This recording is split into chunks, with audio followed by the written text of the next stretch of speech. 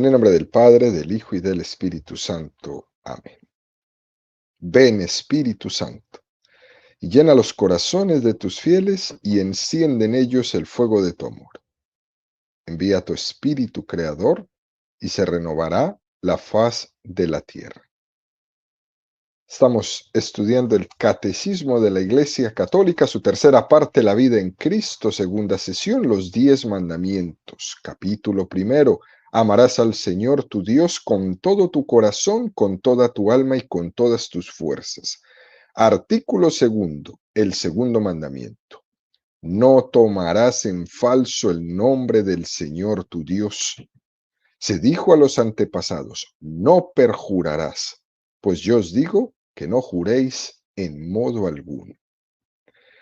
Continuamos subiendo el monte Sinaí de la mano de Moisés a recibir los 10 mandamientos. Son 2285 metros que mide el monte Sinaí y el catecismo dedica 505 números al estudio de los 10 mandamientos. Es decir, subiremos 4 metros del monte Sinaí por cada número del catecismo que estemos estudiando.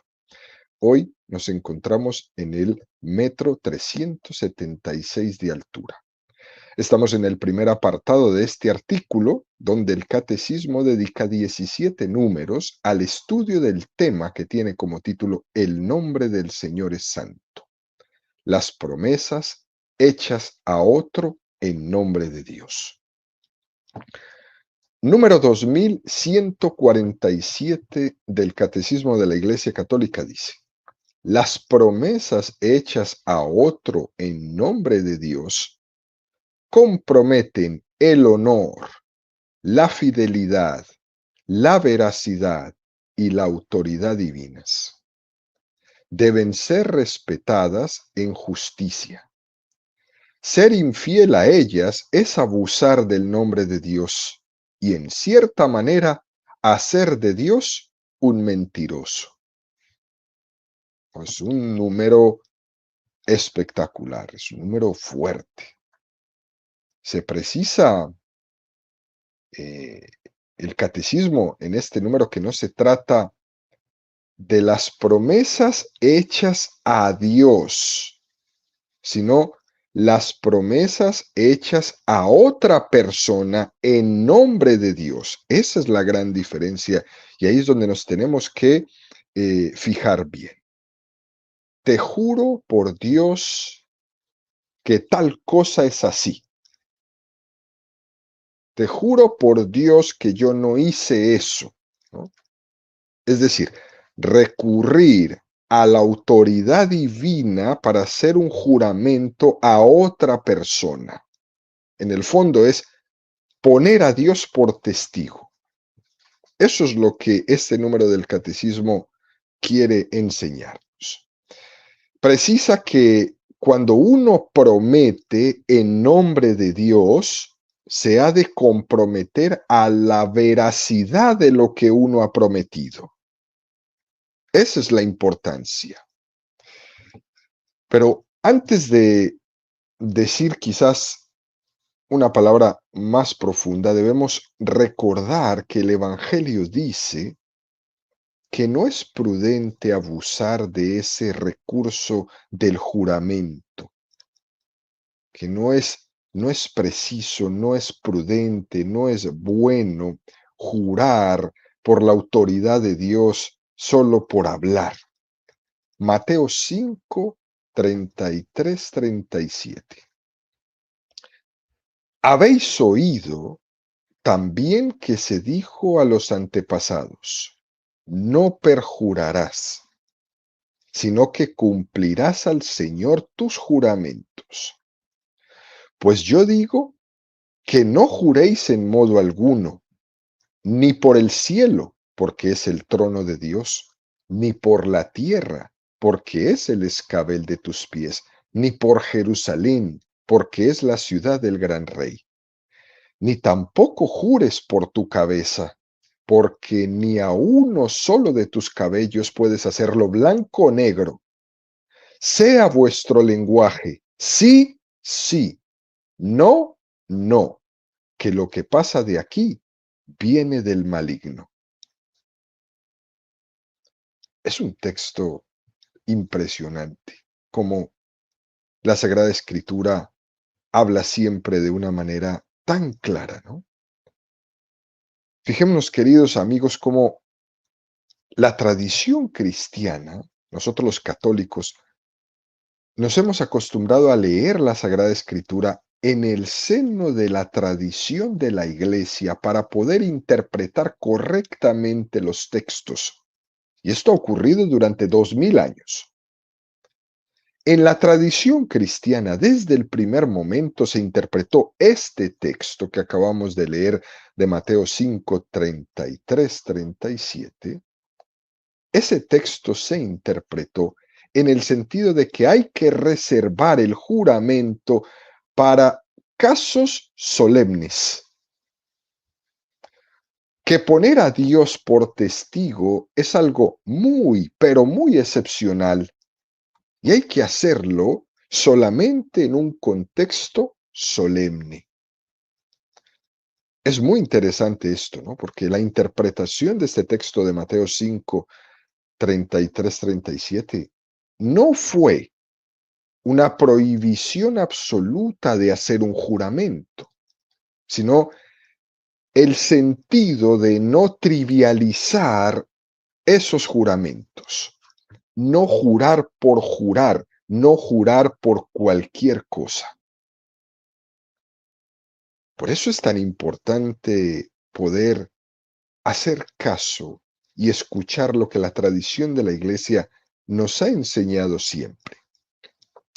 Si nos apartamos de la tradición de la Iglesia, podríamos llegar a recurrir a un texto como estos en su literalidad y hacer una interpretación completamente errónea. Esto se aplica a todos los textos de la Sagrada Escritura.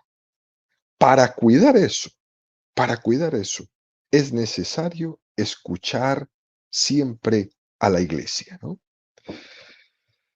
Esta ley del Nuevo Testamento que este texto nos quiere decir va más allá de lo que había dicho el Antiguo Testamento.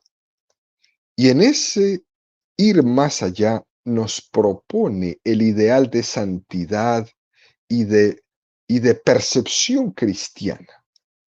Nos dice que tenemos que ser parcos y humildes invocando a Dios.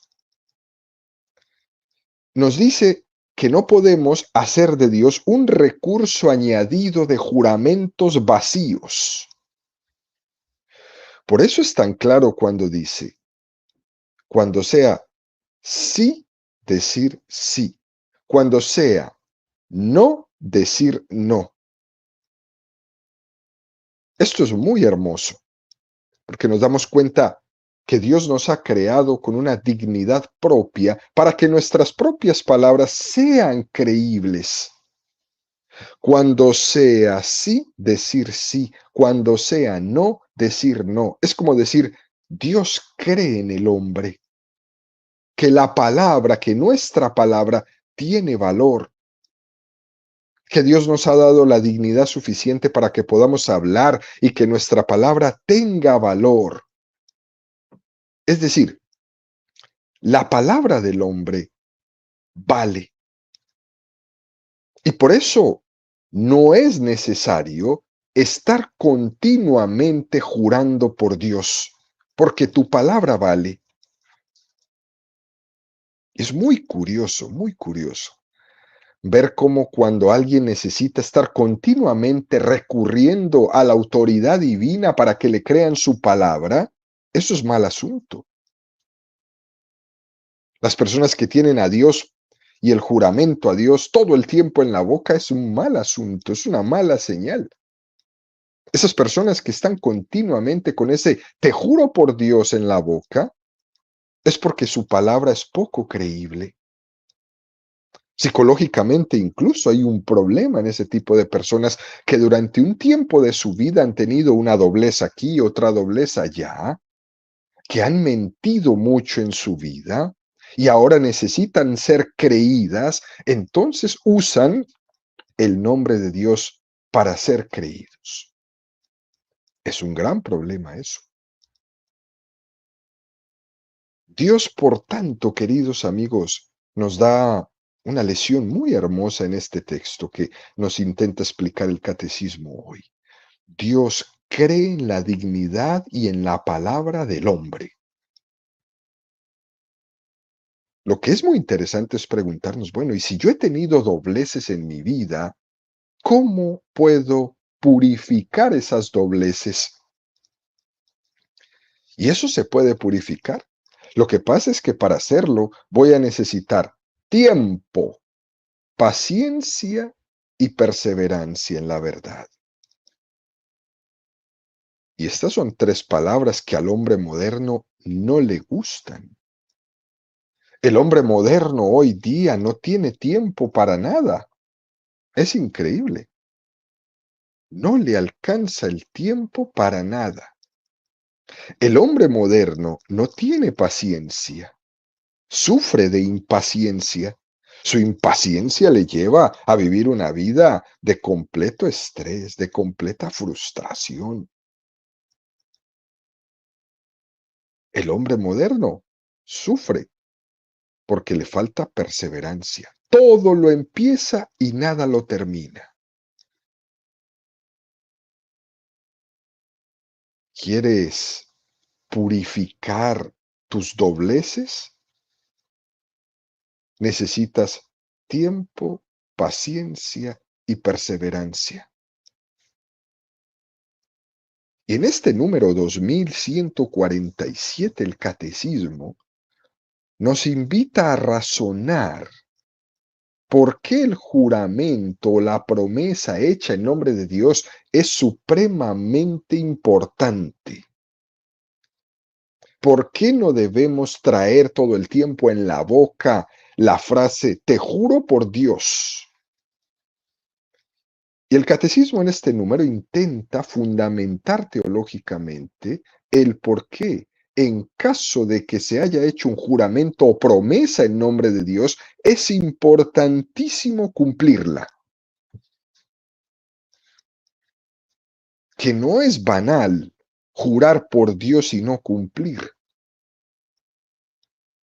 Y saben, el mismo catecismo nos da una respuesta preciosa. Porque compromete el honor, la fidelidad, la veracidad y la autoridad divina. Cuando juro en nombre de Dios, comprometo su honor, comprometo su fidelidad, comprometo su veracidad, comprometo su autoridad. Invocar el nombre de Dios no tiene que ser tan gratuito, porque si lo has hecho, entonces atente a la gravedad de esa invocación, al compromiso de cumplir eso que has jurado. Por ejemplo, es curioso que cuando nos apoyamos en la autoridad de una tercera persona para afirmar algo, si eso que hemos dicho es mentira, lo que sucede es que estamos desacreditando el honor, la autoridad, la veracidad, ¿eh?, de esa persona que hemos usado para acreditar lo que yo estoy diciendo que es una mentira. Y eso, queridos amigos, socialmente es supremamente grave. Si usar una tercera persona para afirmar algo que es mentira es socialmente grave, imagínate cuán grave será afirmar una mentira usando a Dios. Por tanto, debemos poner muchísimo cuidado en recurrir al nombre de Dios para al final estar queriendo decir algo falso, porque ahí estoy comprometiendo el honor, la fidelidad, la veracidad y la autoridad de Dios. ¿Por qué el catecismo usa como estas cuatro columnas, ¿no? Estos cuatro comprometer. Primero, porque se compromete el honor de Dios.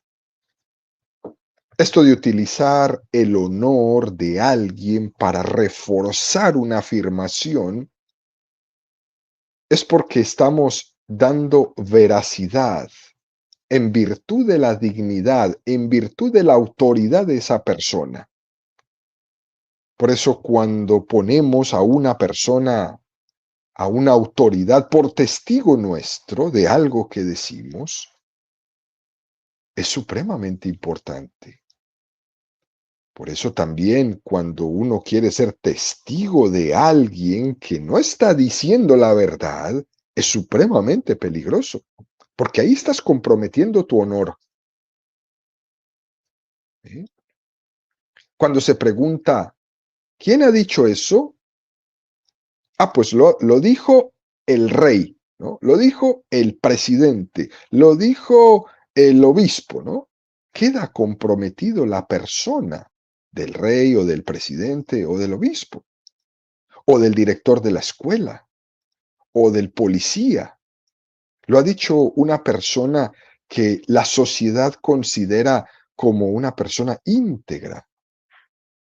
Lo dijo la Madre Teresa de Calcuta. Hombre, bueno, qué impresionante. Esa palabra o ese testimonio tiene veracidad por la persona y el honor de la persona a la cual se ha utilizado para ser testigo de.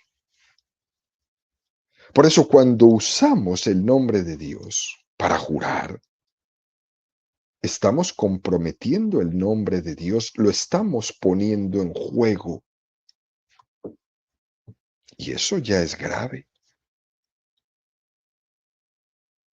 Segundo, se compromete la fidelidad de Dios.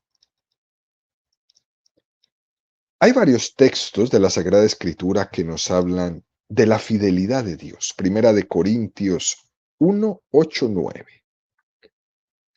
Él os fortalecerá hasta el fin para que seáis irreprensibles en el día de nuestro Señor Jesucristo. Pues fiel es Dios, por quien habéis sido llamados a la comunión con su Hijo Jesucristo, Señor nuestro. Dicho de otra forma, más de la calle, ¿no? Que Dios no nos va a dejar colgados. Si Dios te pide tu entrega, Él te va a acompañar hasta el final, porque Él es fiel. No te va a dejar colgado a la mitad. Por eso lo dijo, yo estaré siempre contigo.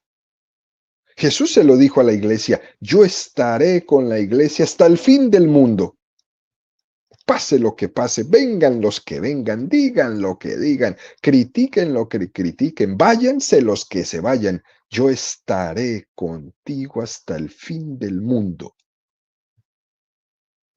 Yo estaré contigo hasta tu último aliento.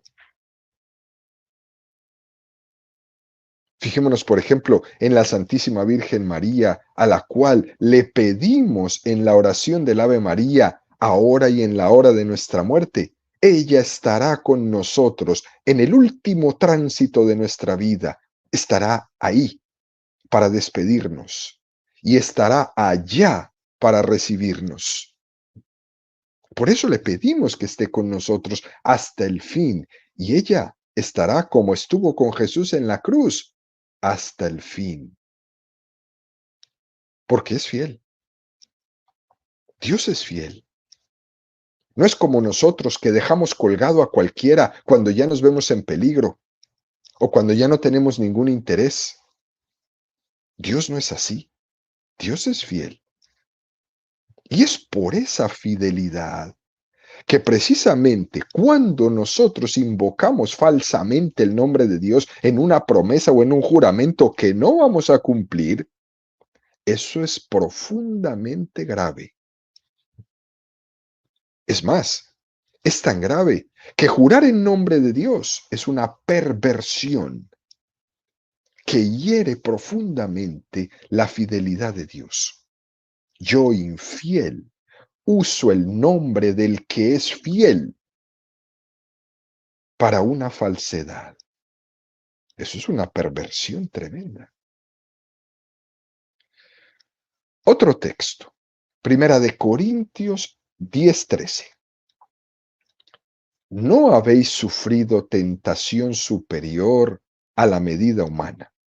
Y fiel es Dios, que no permitirá seáis tentados sobre vuestras fuerzas.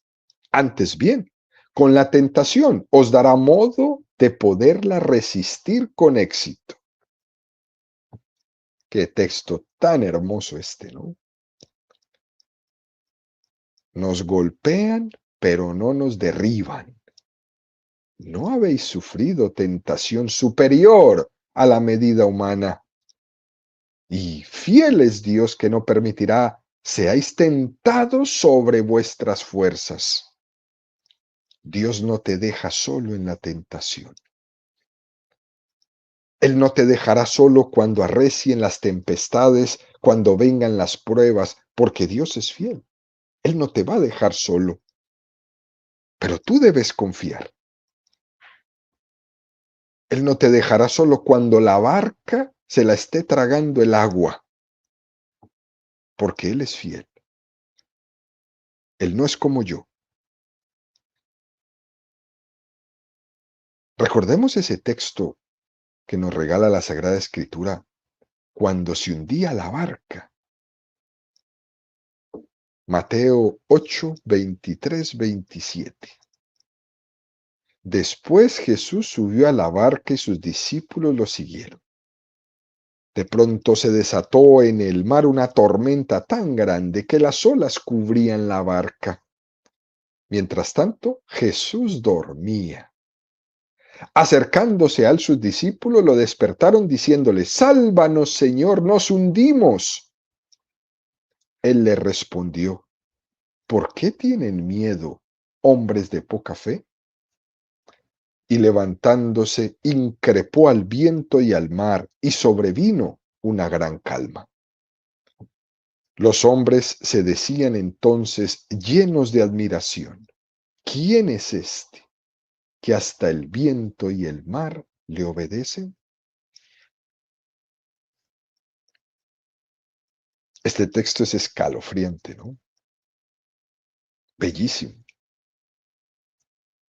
Para todos los que nos da pavor ver las olas, ver la tempestad, ver que la barca se hunde.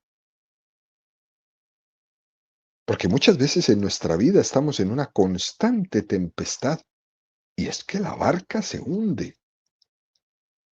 Y Jesús me invita a no dudar.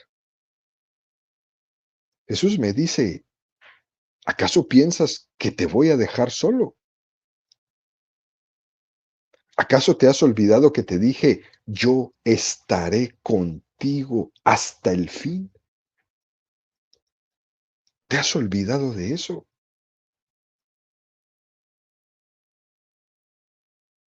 Nosotros los seres humanos, una de las cosas más comunes que tenemos y compartimos en nuestra vida es la incertidumbre de lo que pasará.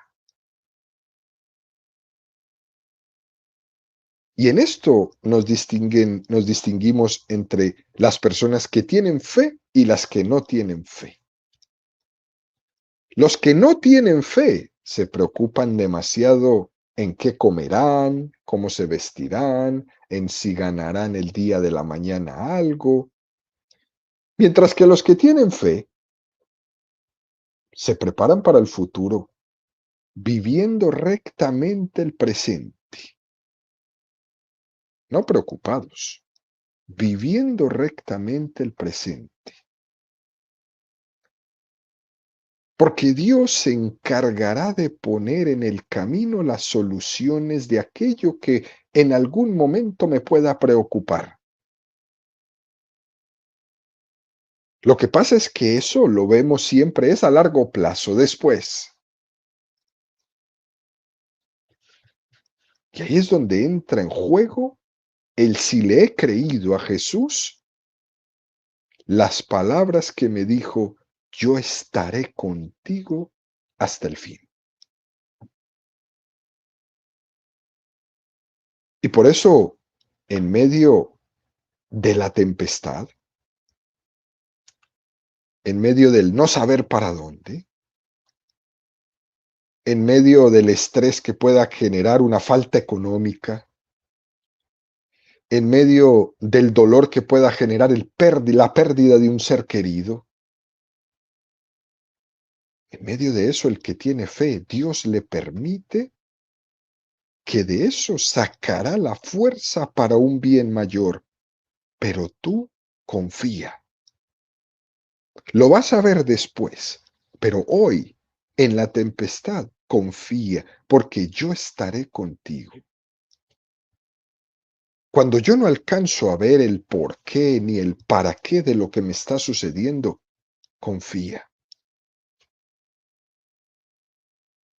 Confía en la presencia de Jesucristo ahí a tu lado. Dios es fiel. Y que eso sea una constante motivación para todo el tiempo de nuestra vida, invocar siempre el nombre de Dios de una manera buena. Que esto nos motive a ser conscientes de lo que supone en nuestra vida el invocar a Dios como testigo de las promesas que hacemos. Porque Dios es fiel.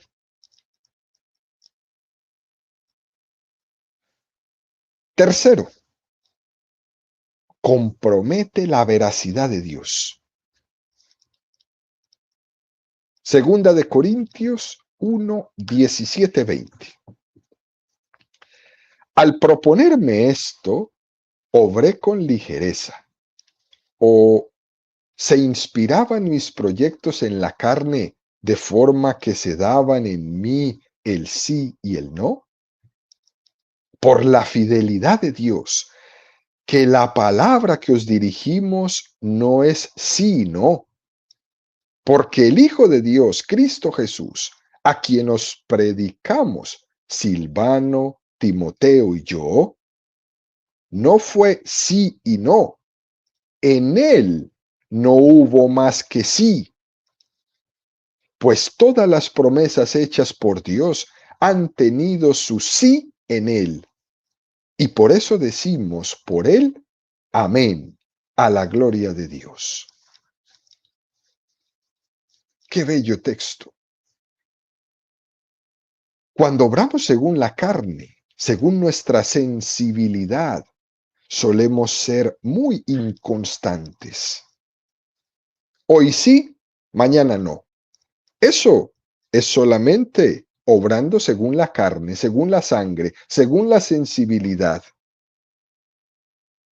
Y eso en nuestra cultura es cada vez más común. Hoy sí, mañana no. Hoy me caso, mañana me separo. Hoy sí, mañana no.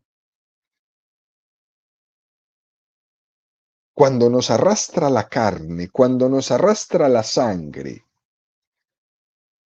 somos una veleta. Pero cuando nosotros obramos por la fidelidad de Cristo, como nos enseña en este texto San Pablo, hoy es sí y mañana también. El sí de Cristo es un sí eterno a Dios Padre. Cuando invocamos el nombre de Dios en una promesa, invocamos también su gracia. Nos apoyamos en el sí de Cristo y por eso en ese sí de Cristo hoy yo puedo decir sí y mañana también. Apoyados en el sí de Cristo, yo me comprometo con su sí.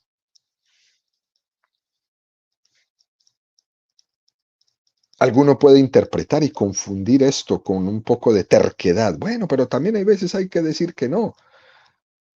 El mantener una afirmación o una promesa necesita estar apoyada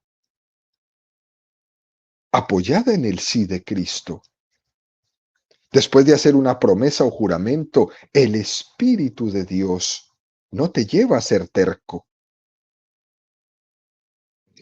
Si ves que te has equivocado, ese espíritu te lleva a ser humilde y a reconocer esa equivocación, apoyado en el sí de Cristo. Y la cuestión no es ser terco, de decir sí y permanecer en el sí. La cuestión es ser y mantenerse dócil para descubrir la verdad en ese sí que he dado. Lo que sucede es que ser dócil no nace de la carne, no nace de la sangre, no nace de la sensibilidad, no nace de las vísceras, nace del Espíritu Santo. El sí de todos los días nace del Espíritu Santo. Porque el sí de Cristo, en el cual apoyo siempre mi sí, ha sido escrito en su sangre. No solamente ha sido dicho de boca, de dientes para afuera. No fue hecho con la emoción del momento o con la visceralidad del momento. Fue hecho y escrito y sellado con la sangre de Cristo en la cruz. Y en ese sí, verdadero, apoyo mi sí. Por tanto, tenemos un gran respeto a esa veracidad y a esa fidelidad de Dios cuando lo invocamos en el momento de hacer una promesa o en el momento de hacer un juramento. Y en ese momento, queridos amigos, es muy importante, es muy conveniente recordar que Dios es amor y que Dios es verdad. Y fíjense, queridos amigos, que en esta cultura nuestra parece que es más políticamente correcto, como dicen aquellos, decir Dios es amor que decir Dios es verdad, parece. Pero eso es una falacia, porque en Dios, amor y verdad son inseparables. Nosotros en nuestra cultura pretendemos disociar el amor de la verdad y lastimosamente, de esta forma, estamos pervirtiendo el amor y la verdad. Es algo muy, muy típico en nuestra cultura, pretender hacer un amor sin verdad o una verdad sin amor. Es una corrupción total, porque ¿qué es el amor sin verdad? ¿Es un consuelo? Eso no es amor. Dios es amor y Dios es verdad. Y es por eso que debemos poner mucho cuidado, porque en nuestra cultura se pretende el negarle a Dios esa totalidad de verdad. Y por eso somos tan fáciles para decir mentiras y mentiras y mentiras utilizando el nombre de Dios. Y parecería que nos metemos en la cabeza de que como Dios me ama, nada pasa. No, no, no. Sí pasa.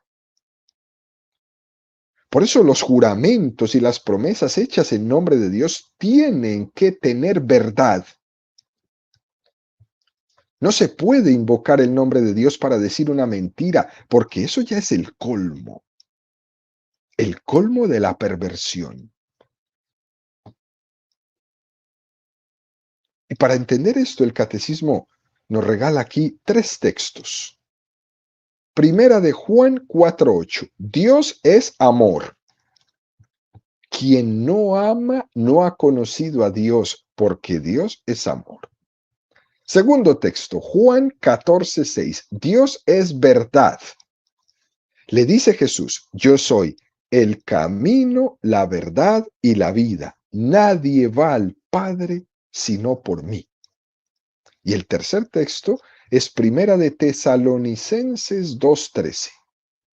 De ahí que también, por nuestra parte, no cesemos de dar gracias a Dios, porque al recibir la palabra de Dios que os predicamos, la acogisteis, no como palabra de hombre, sino cual es en verdad, como palabra de Dios, que permanece operante en vosotros los creyentes.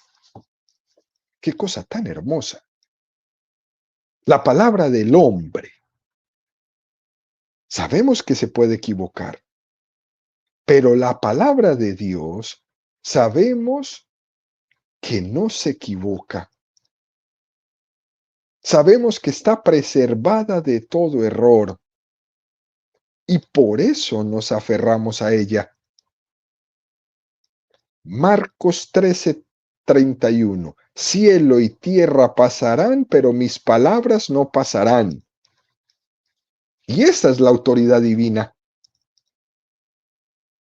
que quiere decir que Dios no está sujeto al error, que su palabra no tiene error, que Él es trascendente, no temporal. Cielo y tierra pasarán, pero mis palabras no pasarán.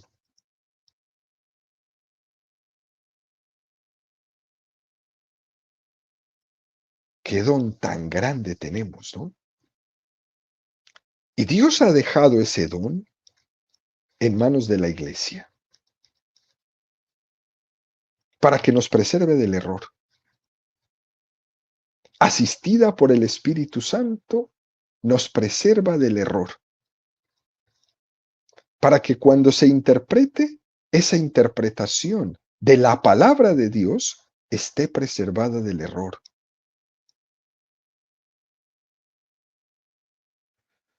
Cuarto y último, porque se compromete la autoridad divina. Cielo y tierra pasarán, pero mis palabras no pasarán. Dios compromete su autoridad divina en medio de nosotros. Es una gran misericordia de Dios de preservarnos del error.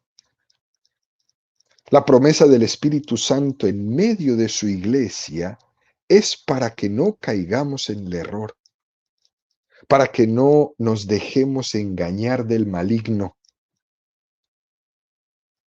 Y esa es la tarea que tiene el magisterio de la iglesia. Es una misericordia de Dios con nosotros que somos débiles, que estamos sujetos a la acción del padre de la mentira, y Dios nos deja su Espíritu Santo para que no caigamos en el error. Y por eso siempre hay que ver a la iglesia. Por tanto, queridos amigos, creamos de verdad que Dios es verdad y que su autoridad también nos asiste para que nosotros seamos capaces de vivir en la verdad. Que no necesitemos usar el nombre de Dios para mentir, que siempre estemos hablando la verdad.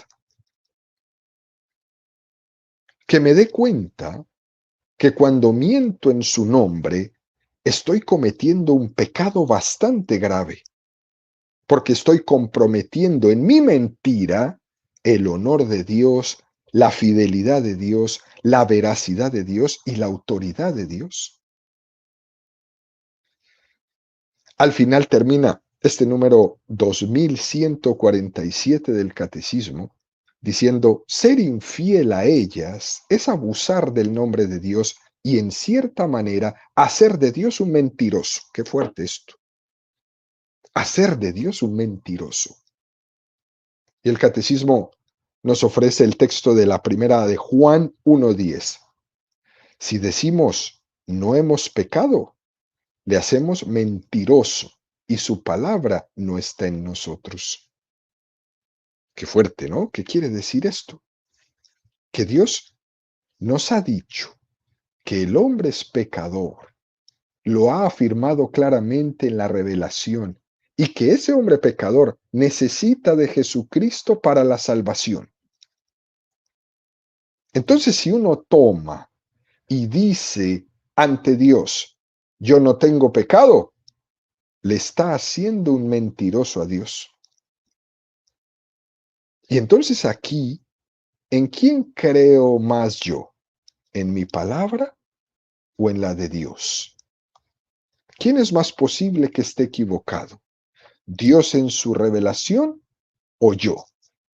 Sin duda que yo. Por tanto, no voy a hacer de Dios un mentiroso.